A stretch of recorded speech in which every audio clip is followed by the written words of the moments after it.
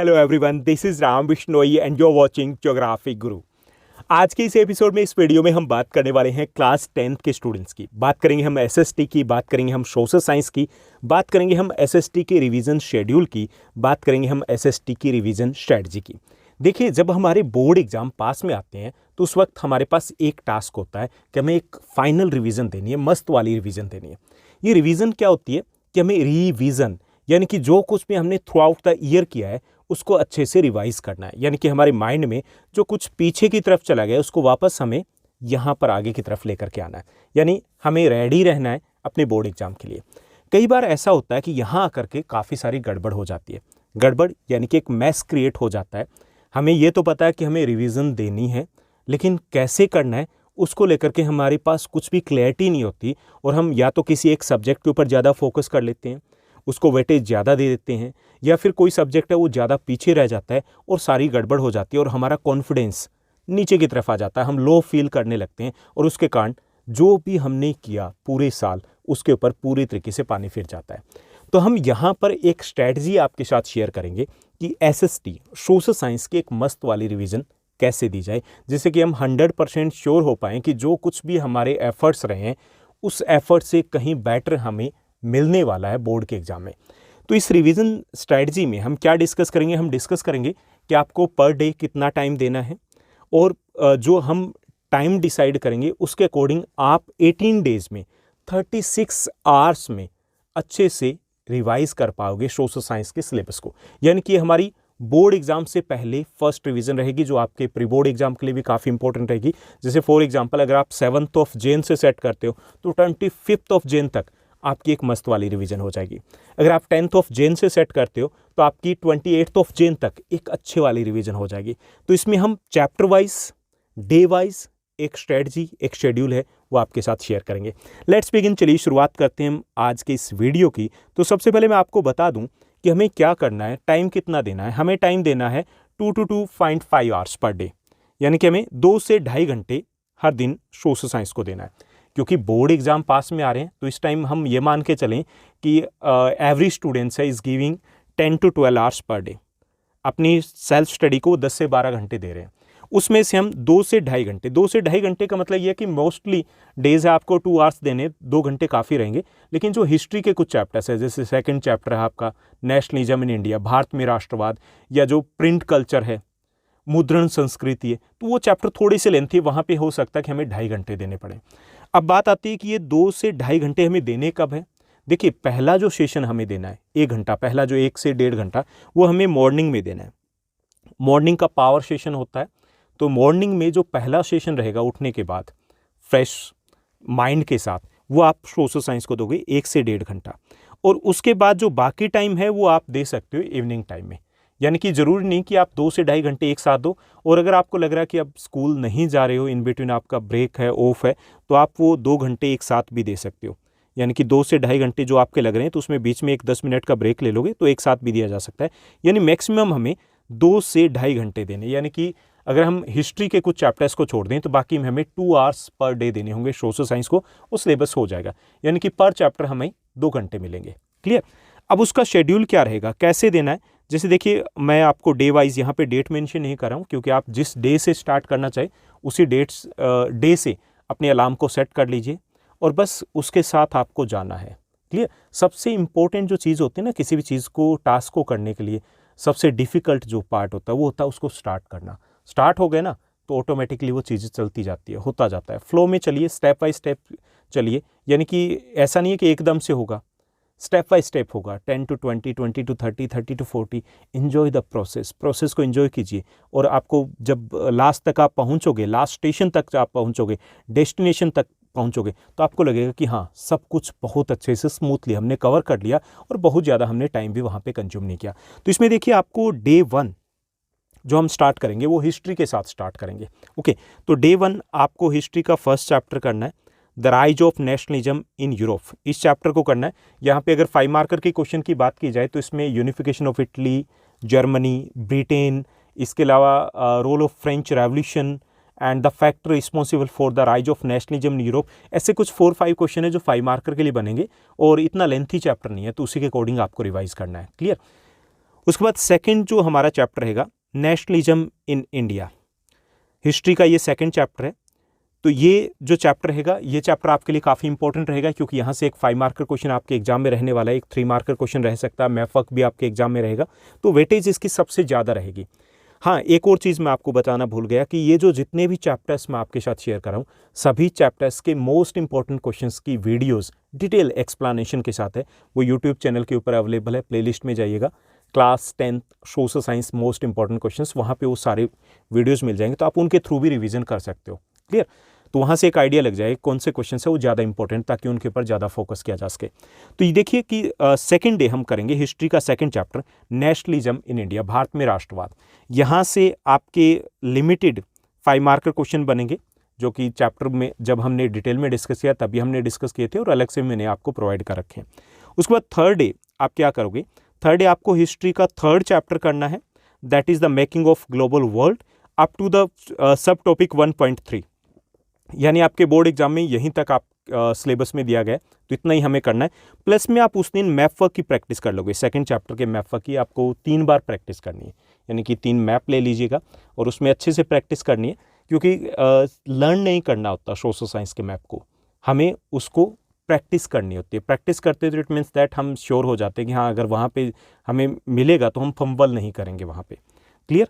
Fourth day हम history का fourth chapter करेंगे, यानी कि डे 4 जो हमारा रहेगा उसमें हम हिस्ट्री का जो फोर्थ चैप्टर है, that is 7th chapter in the old NCERT, और जो न्यू एनसीईआरटी बुक है उसमें 5th चैप्टर है आपका print culture and the modern world. ये थोड़ा सा लेंथी चैप्टर हो सकता है, आपको 2 से 2.5 घंटे आपको देने पड़े। उसके बाद 5th डे हम करेंगे पोल साइंस का फर्स्ट चैप्टर पावर शेयरिंग। 2 घंटे का चैप्टर है भी नहीं, बहुत छोटा सा चैप्टर है हमारा।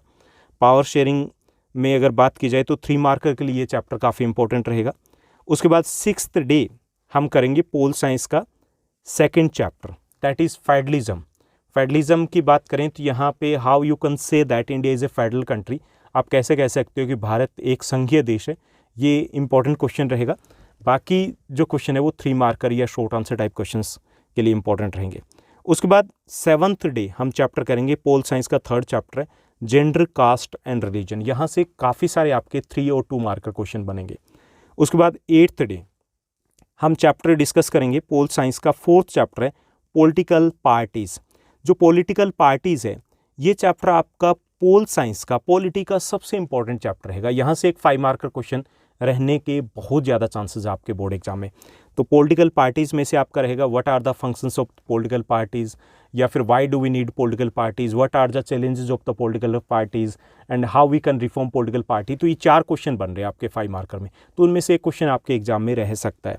उसके बाद डे 9 में जब हम जाएंगे तो वहाँ पे हम रिवाइज करेंगे पोल साइंस का 5th चैप्टर है आउटकम्स ऑफ डेमोक्रेसी। यहाँ से 5 मार्कर एक ही क्वेश्चन बनता है, how you can say that democratic government is better than the other form of government.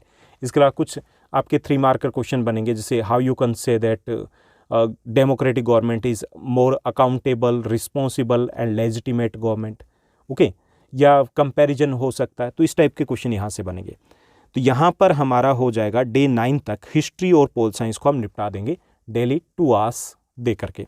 उसके बाद 10th डे से हम स्टार्ट करेंगे अपनी इकोनॉमिक्स को, और डे 10 को हम करेंगे इको का first chapter that is development, जो कि बहुत आसान सा चैप्टर है, छोटा सा चैप्टर है हमारा। उसके बाद 11th डे हम डिस्कस करेंगे सेक्टर्स ऑफ इंडियन इकोनॉमी, जो हमारा सेकंड चैप्टर रहेगा इको का।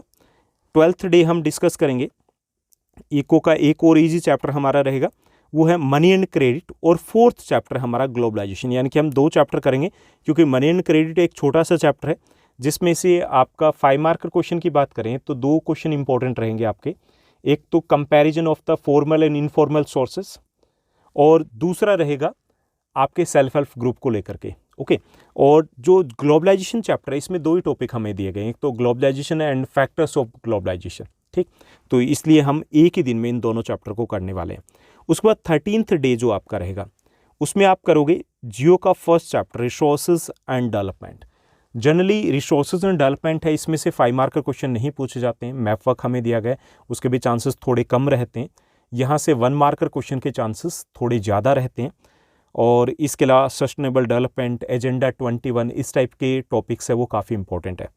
उसके बाद डे 14 जो हमारा रहेगा उसमें हम जियो के सेकंड और थर्ड चैप्टर को रिवाइज़ करेंगे। सेकंड एंड थर्ड चैप्टर इसलिए कि सेकंड में से काफ़ी सारे टॉपिक है वो डिलीट हो गए हैं। थर्ड चैप्टर है उसमें काफ़ी कम टॉपिक है, तो ये ईजिली आप 2 to 3 आवर्स में कर लोगे। तो सेकंड और थर्ड चैप्टर है वो एग्ज़ाम पॉइंट ऑफ व्यू से थोड़ा ज़्यादा इंपॉर्टेंट रहेगा। जैसे ये जो आपकी मल्टीपर्पज़ रिवर प्रोजेक्ट्स है उसके एडवांटेज डिसएडवांटेज हो गए, या फिर वाटर कंजर्वेशन को लेकर के सजेशन हो गए, या फिर जो वाटर स्कैसिटी है यानी जल दुर्लभता उसके कारण क्या है, इस टाइप के क्वेश्चंस हो सकते हैं, या फिर वाटर कंजर्वेशन के ट्रेडिशनल मेथड से रिलेटेड क्वेश्चन हो सकते हैं। तो उसके पॉइंट ऑफ व्यू से थोड़ा ज़्यादा इंपॉर्टेंट रहेगा सेकंड के कंपैरिजन में। डे जो हमारा 15 रहेगा उस दिन हम रिवाइज करेंगे ज्योग्राफी का 4th chapter agriculture. Okay, agriculture chapter की बात करें तो यहाँ पे जो आपका एक तो टाइप्स ऑफ एग्रीकल्चर, एक recent reforms after the independence, कौन कौन से सुधार हुए हैं कृषि में, और इसके साथ साथ कुछ इंपॉर्टेंट क्रॉप्स है जैसे rice, wheat, cotton, jute, T, coffee and rubber. तो ये क्रॉप्स हैं उनको अच्छे से कर लोगे, इनके लिए ज्योग्राफिकल कंडीशन प्लस डिस्ट्रीब्यूशन। उसके बाद डे जो हमारा 16 रहेगा, 16th डे हम डिस्कस करेंगे, हम जो रिवाइज करेंगे, आपको रिवाइज करना है चैप्टर नंबर 5th चैप्टर रहेगा minerals and energy resources. Okay, इस चैप्टर में भी कुछ टॉपिक्स आपके डिलीट हो चुके हैं, फिर भी यहाँ पे जो non conventional source of energy है उनसे रिलेटेड आपका वैल्यू बेस्ड क्वेश्चन है एग्जाम में आ सकता है।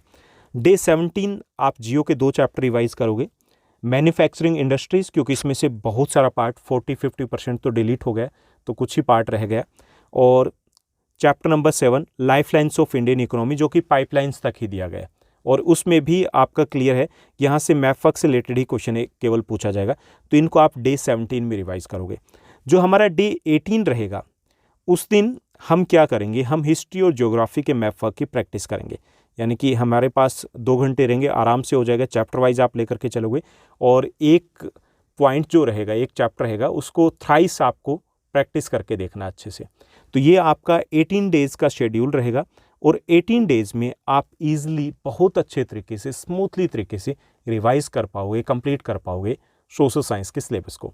हाँ, जब हम बात करते हैं कि इसके बाद की जो रिवीजन होगी, यानी कि हमारी फर्स्ट है जो डिटेल रिवीजन है, उसके बाद वाली जो रिवीजन होगी उसमें हमारा टाइम पीरियड और कम हो जाएगा, क्योंकि हमें पता है कि क्या पढ़ना है क्या नहीं पढ़ना, कुछ कंसेप्ट आपके क्लियर होंगे, उनको डेप्थ में हमें नहीं जाना दोबारा, तो वो रिवीजन आपकी 9 डेज़ में हो जाएगी।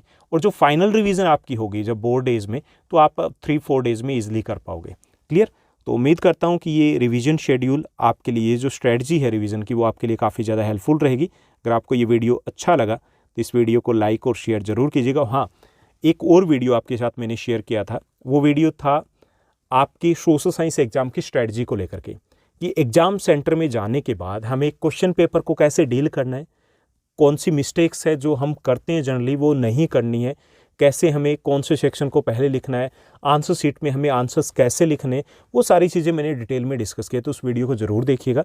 और इसी तरीके से एग्ज़ाम सिर पर है और पढ़ाई जीरो, एक वीडियो शेयर किया था उन स्टूडेंट्स के लिए जो रिवीजन पर आने से पहले बिल्कुल ब्लैंक है, यानी कि उनका सिलेबस बहुत सारा पेंडिंग है, कंफ्यूज है, तो अब क्या किया जाए।